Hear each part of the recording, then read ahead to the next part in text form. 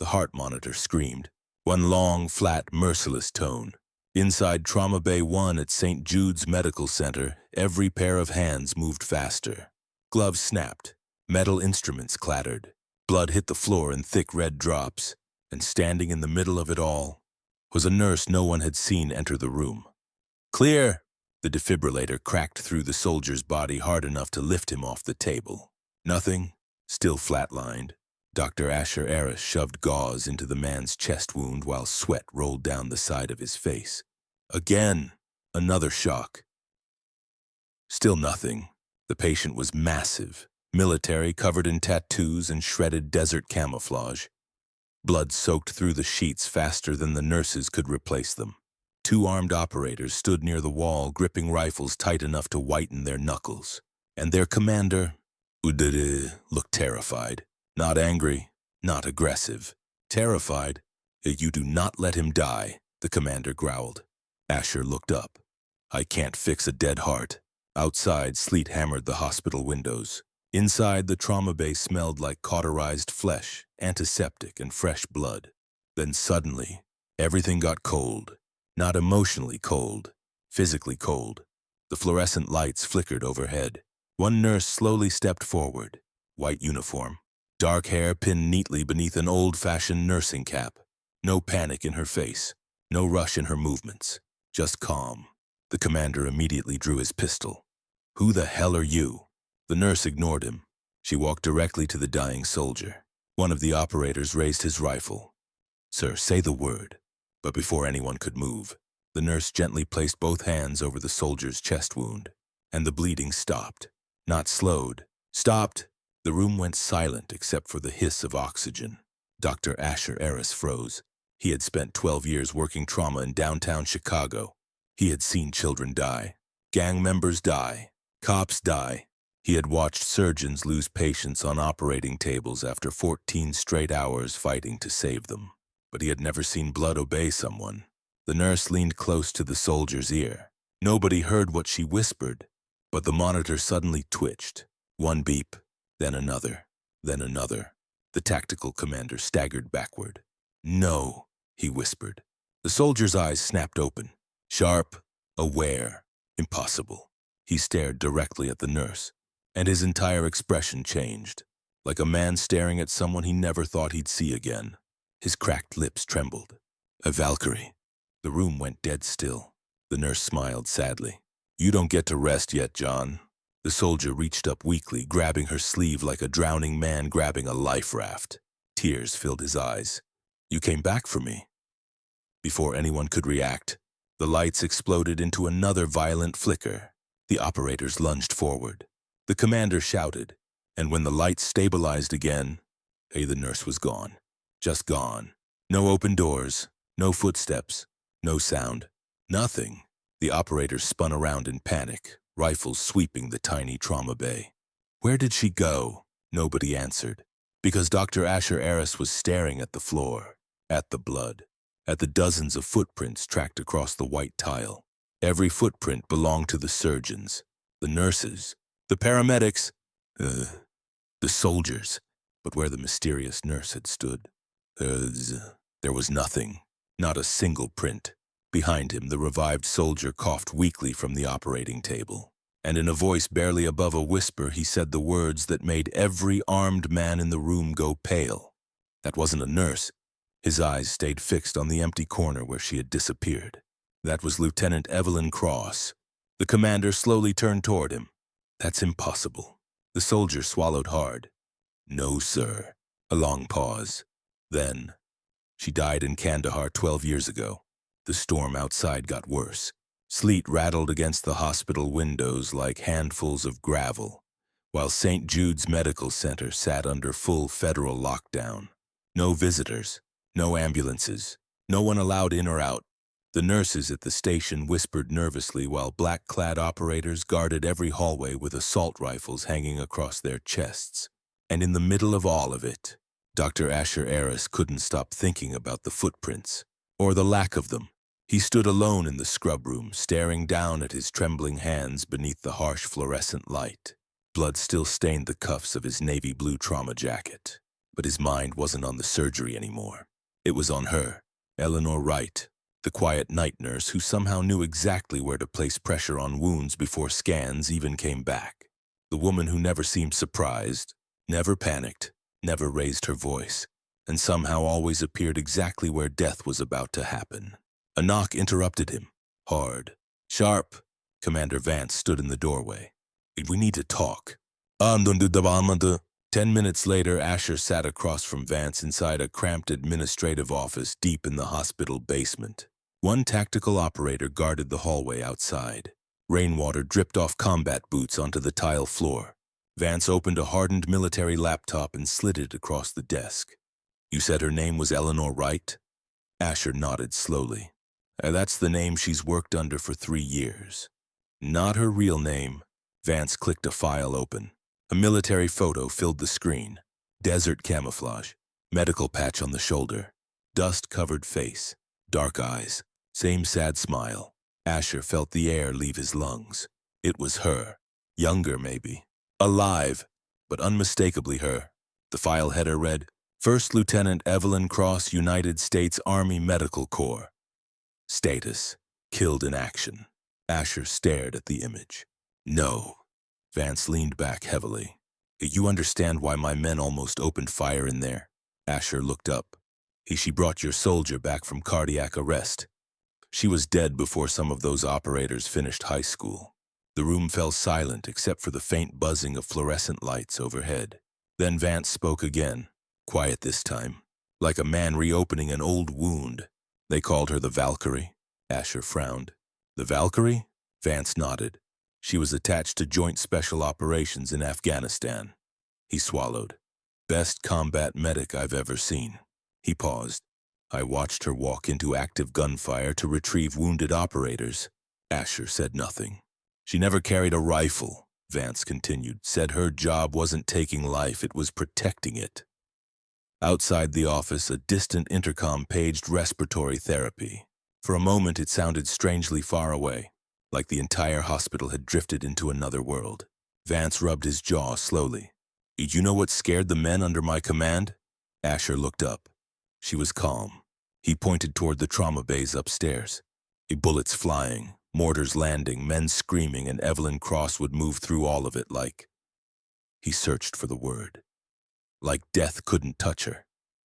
Asher's throat tightened slightly. Because that sounded exactly like Eleanor. Vance clicked another file open. Mission footage. Black and white helmet cam video. Static. Gunfire. Men shouting over radio chatter. The footage shook violently as soldiers sprinted through a burning military compound somewhere in the desert. Then the camera caught her. A younger Evelyn Cross kneeling over a wounded soldier inside a collapsing medical tent. Blood everywhere. Rounds punching through canvas walls. Someone screamed through comms. Cross, fall back now. She didn't move. The wounded private on the table convulsed weakly while she clamped both hands over his leg wound. Another soldier grabbed her shoulder. Lieutenant, we gotta go. Still, she refused. Asher watched the footage in stunned silence. The next part came through mostly static. Explosions. Smoke. Then one final clear image. Evelyn Cross turning toward the camera. Calm. Composed, almost peaceful. Get them out, she ordered. Then the feed cut black. Vance stared at the frozen screen for several long seconds. She stayed behind. His voice cracked slightly. She knew she wasn't making it out. Asher leaned forward carefully. The wounded private, Vance nodded once. Captain Donovan. The realization hit like a hammer. The dying soldier upstairs, the man Eleanor had just saved, was the same 19-year-old private she died protecting 12 years earlier. Neither man spoke for a while. Finally, Asher turned slowly toward his computer terminal. There's something else. He pulled up the hospital's archived employment system. Old records loaded sluggishly onto the screen. Pages of outdated staffing logs. Payroll files, employee badges. Then, a match. Asher clicked the file open. Hospital ID photo. Evelyn Cross. St. Jude's Medical Center. Trauma nurse. Night shift. Year hired 2003. Vance stared at the screen. She worked here. Asher nodded slowly. Before the army. A cold chill crawled across the office. Not imagined. Real. Both men felt it instantly. The overhead lights dimmed for half a second, then steadied again. Asher turned slowly toward the office doorway. The hallway outside was empty, but somewhere in the distance, soft footsteps echoed across the linoleum floor. Slow, measured, almost weightless. Vance's face lost color. "You hear that?" Asher nodded. The footsteps stopped. Then the overhead intercom suddenly crackled to life by itself. Static hissed through the speaker. A nurse's voice whispered faintly beneath the distortion. So faint Asher almost thought he imagined it. "Room 214. The intercom cut dead. Both men looked at each other instantly, because Captain Donovan's ICU room number was 214. Commander Vance was already moving before the intercom fully died. The office door slammed open. Move." The tactical operator outside straightened instantly as Vance stormed into the hallway. Asher followed close behind, his heartbeat thudding hard against his ribs. The hospital suddenly felt wrong. Too quiet. No rolling carts. No distant conversations. Even the fluorescent lights seemed dimmer than before. Only the sound of boots striking tile echoed through the corridor. Room 214 sat at the far end of the ICU wing behind reinforced glass. 2 operators guarded the entrance, but as Vance approached, both men looked shaken. "Sir," one of them started. "What happened?" The operator swallowed hard. "We saw someone enter the room." Vance's eyes hardened. "Who?" The man hesitated. "A nurse." Asher felt cold all over. Vance shoved past them and looked through the ICU window. Captain John Donovan was awake. Barely. His massive frame looked diminished beneath the blankets and tubes. Fresh surgical dressings wrapped his chest. Machines hissed and beeped around him in steady rhythm, and sitting quietly beside his bed was Eleanor. No one spoke for several seconds. She sat perfectly still in the chair, one pale hand resting gently near Donovan's arm, not touching him. Just there, watching over him, like she had been there all night. Vance slowly pushed the door open. The armed operators behind him tightened their grips on their rifles. Eleanor finally looked up. Her expression stayed calm. "His blood pressure is dropping again," she said softly. Asher instinctively checked the monitor. She was right. Pressure was falling fast. "Damn it," he muttered, moving toward the bed. "Sarah!" A nearby nurse hurried to page the surgical resident. Vance didn't move. His eyes remained locked on Eleanor. "You shouldn't be here." Her gaze shifted toward him. Neither should he. The words landed heavily in the room. One operator stepped forward aggressively. "Commander, let us secure her." Donovan's weak voice suddenly cut through the tension. "No." Everyone looked at him. The wounded captain struggled for breath, but his eyes stayed fixed on Vance.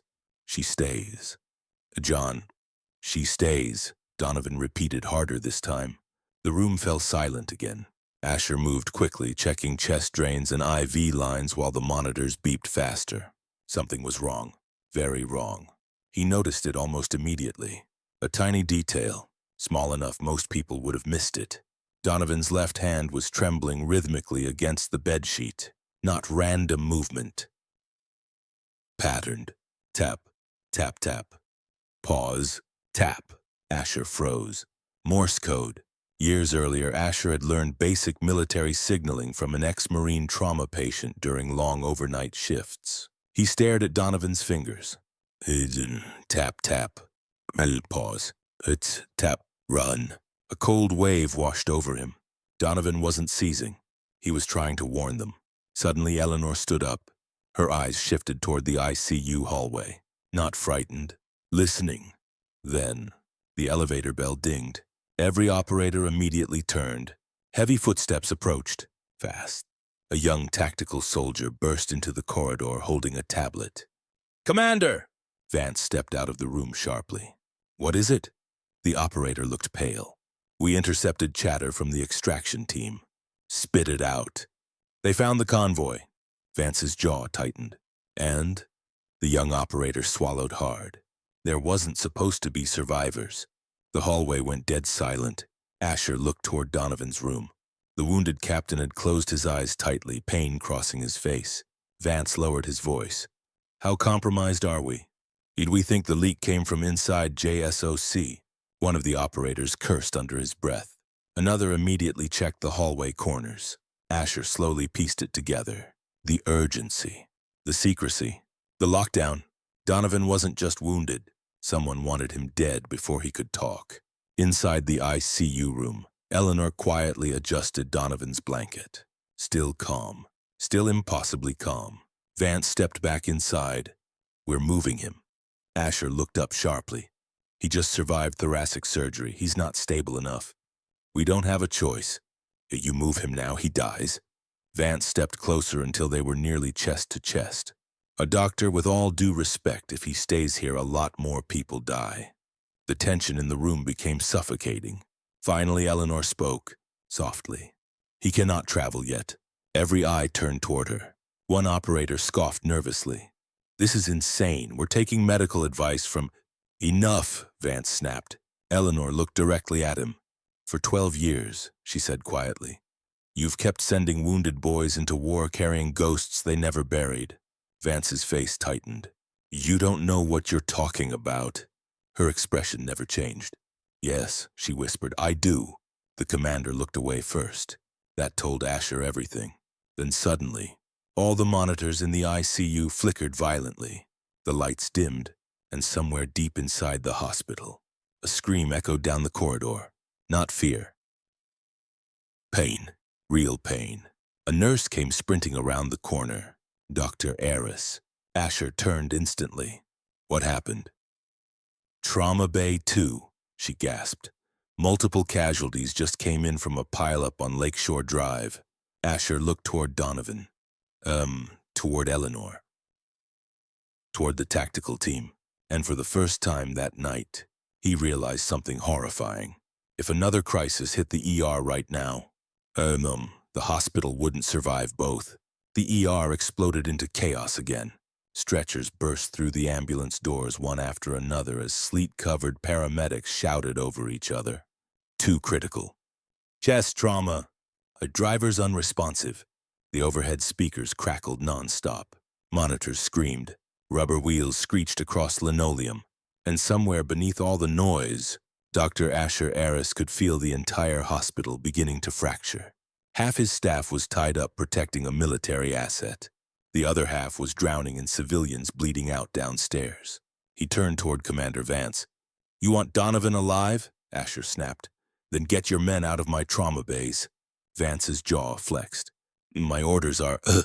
I don't care about your orders. The words shocked even the nearby nurses. Asher stepped closer. You brought a war into my hospital. Right now I have children downstairs who don't care about classified intel or black ops missions. They just want to live. The two men locked eyes. Then from inside the ICU room, Donovan spoke weakly. Let him work. Vance closed his eyes briefly. Like a man losing an argument he already knew was unwinnable. Finally, he nodded once to his operators. He pulled back to the corridor, two-man rotation only. The soldiers moved immediately. Asher didn't waste another second. He sprinted downstairs toward Trauma Bay 2. The pileup victims came in waves.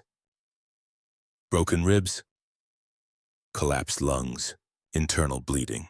One teenage girl arrived blue-faced and barely breathing beneath a twisted seatbelt bruise across her neck. Asher leaned over her while nurses cut away blood-soaked clothing. Ooh, what's her pressure? Dropping! Get me ultrasound now. The girl convulsed weakly. Then her monitor dipped sharply. Asher's eyes scanned her body fast. Most doctors would have focused on the chest trauma, but something tiny caught his attention. Her fingertips.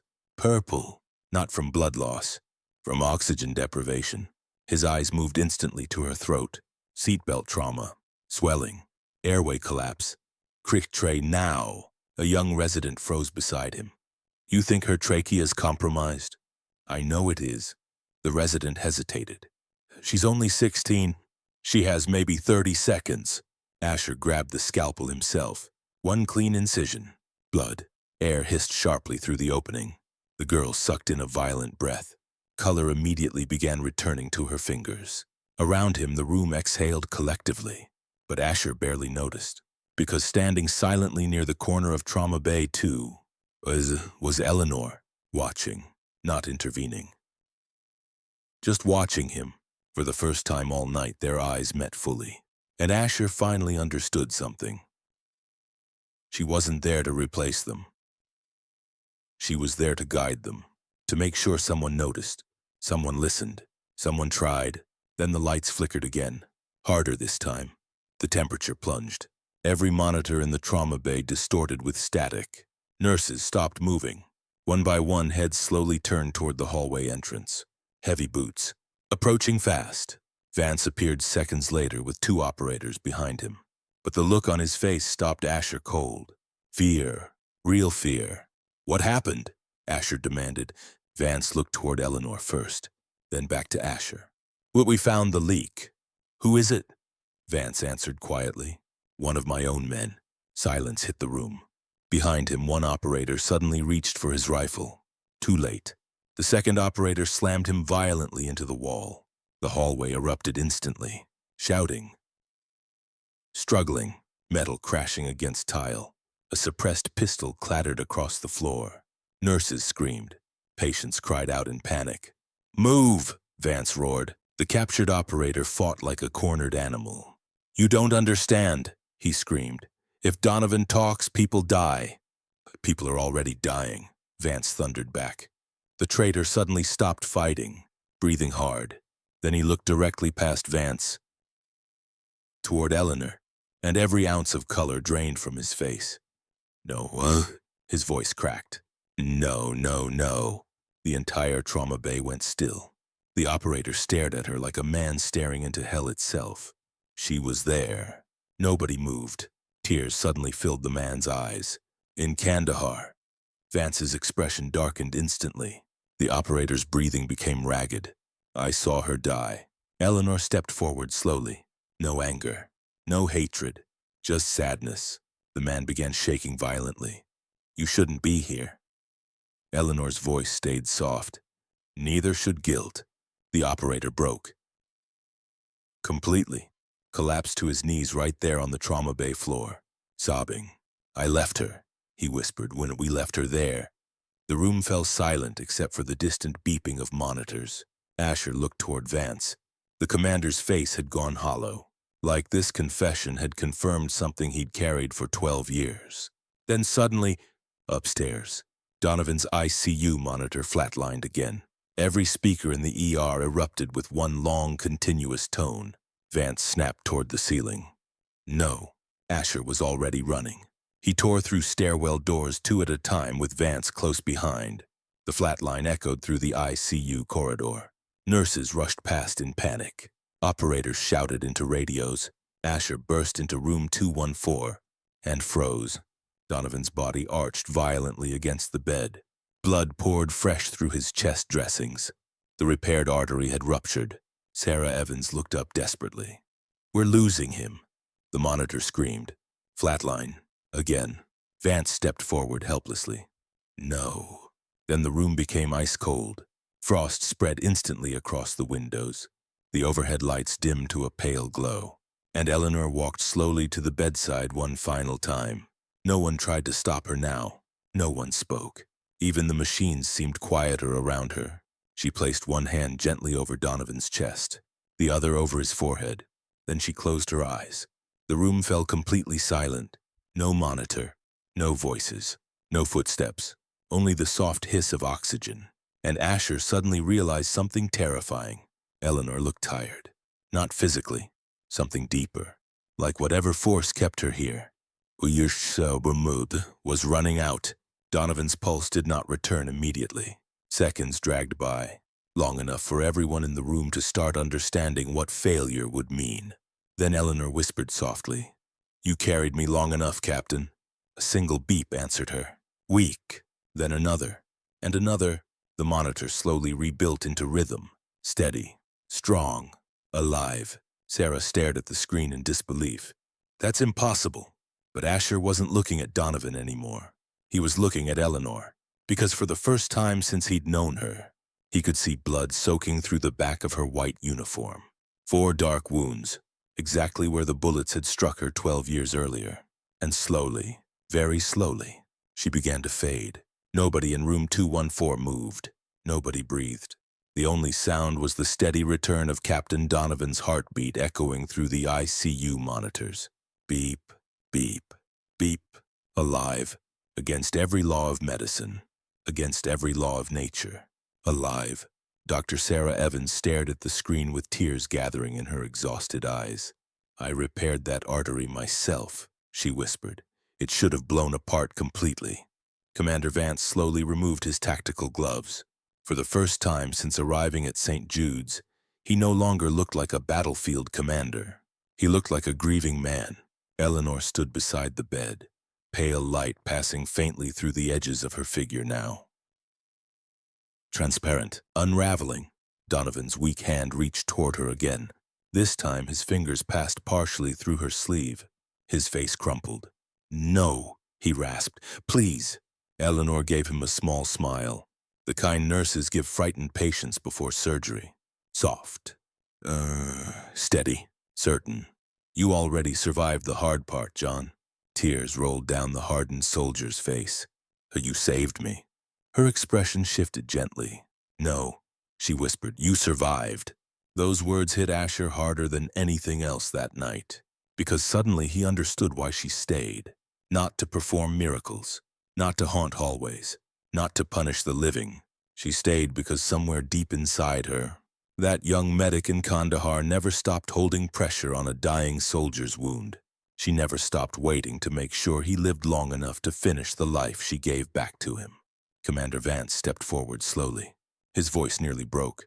"We should have gone back sooner." Eleanor looked at him, not angry, just tired.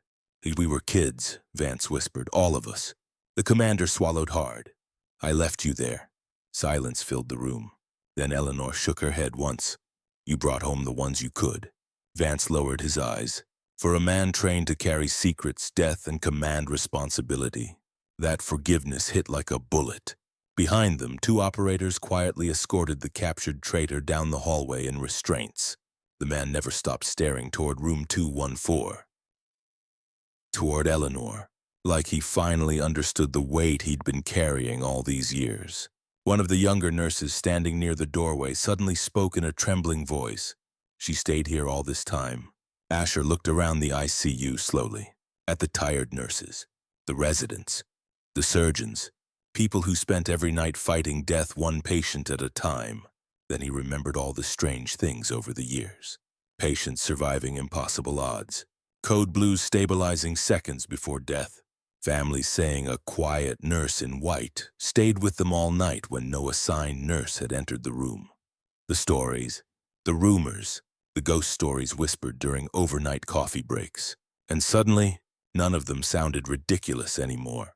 Eleanor had never stopped being a nurse, even after death. Donovan slowly pulled his oxygen mask aside. His voice came rough and weak. "You know what she did after firefights?" Nobody answered. The captain smiled faintly through tears. "She wrote letters." Sarah frowned slightly. "Letters?" "To families." Donovan nodded weakly. Didn't matter how tired she was, didn't matter how many casualties came in. His eyes stayed fixed on Eleanor. She said if somebody dies serving beside you, then somebody better remember who they were. The room grew painfully quiet, because every person there suddenly realized something. Not one of them had ever asked Eleanor about herself. Not really. They knew her schedule, knew how calm she was under pressure, knew she liked silence and old-fashioned uniforms and black coffee she never seemed to drink. But nobody asked where she came from. Nobody noticed she was carrying a war inside her. Asher felt guilt twist in his chest.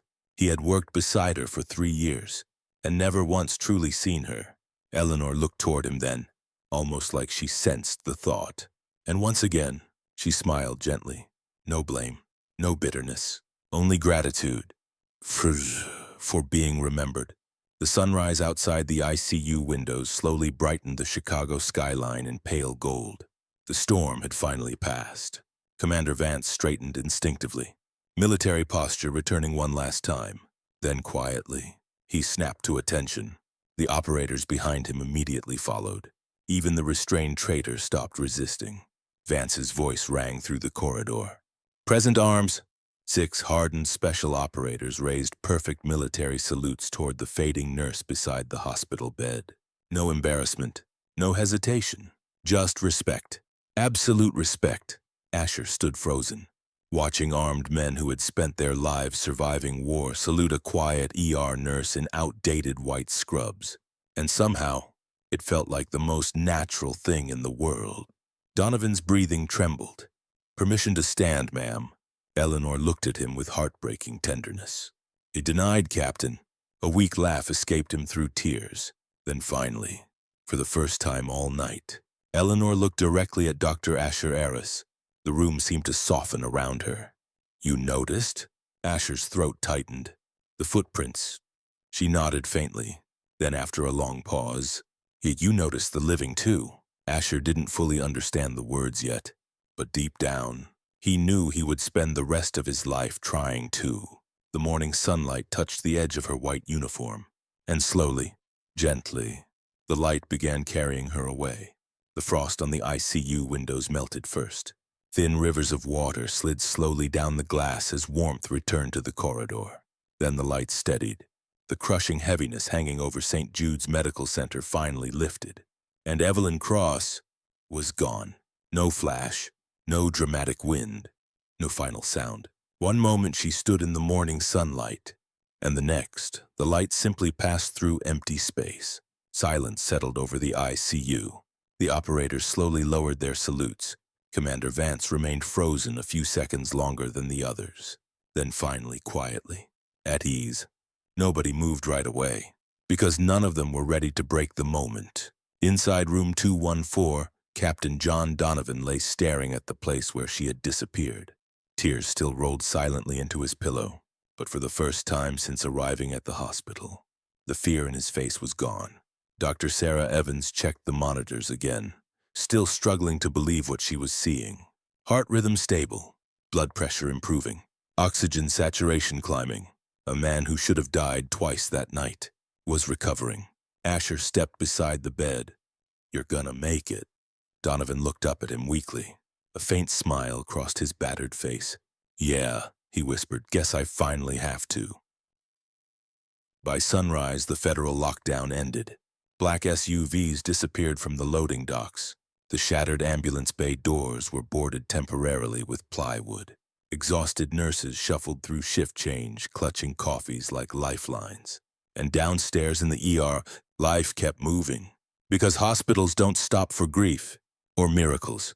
An elderly man came in with chest pain. A construction worker needed stitches. A little boy cried while getting x-rays on a broken wrist. The ordinary suffering of ordinary people continued. But something inside St. Jude's had changed. Quietly. Permanently. 3 days later, Captain Donovan was transferred to Walter Reed under armed escort. Before leaving, he asked for exactly one thing. A nurse brought Asher down to the parking structure where the military convoy waited. Donovan sat in the back of an armored SUV wrapped in blankets, weaker now without adrenaline keeping him upright. But alive. Definitely alive. He handed Asher a small object, an old military challenge coin, worn smooth around the edges, stamped with a caduceus symbol and one engraved word, Valkyrie. "She carried that everywhere," Donovan said quietly. Asher turned the coin over in his hand.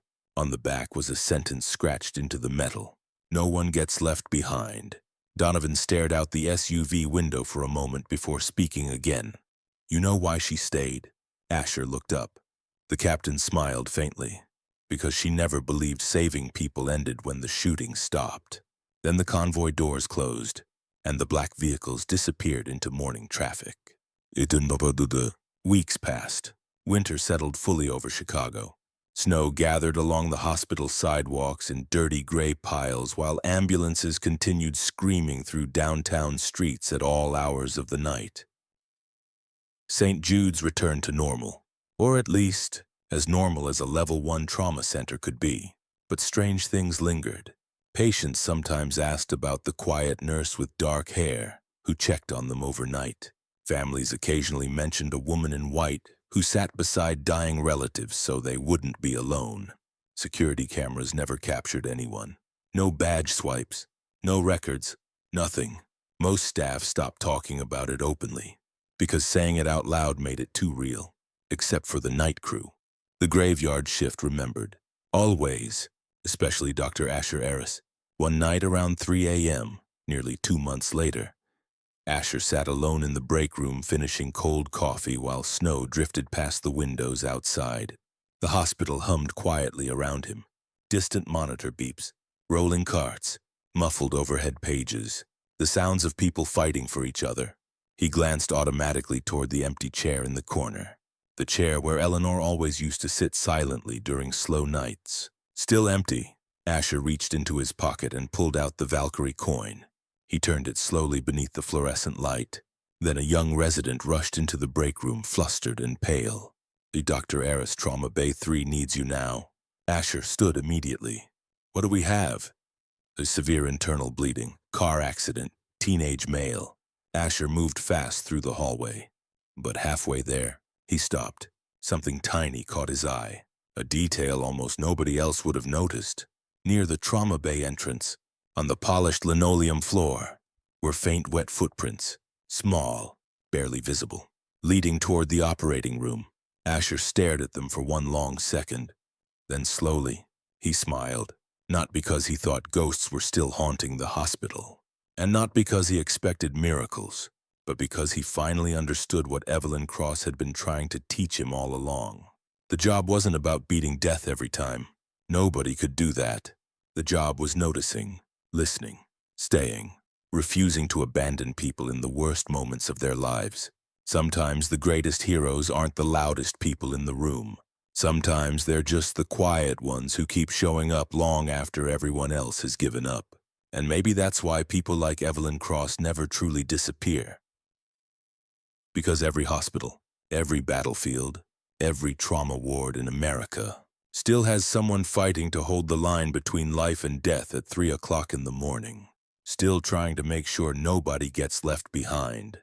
If this story moved you, let us know in the comments.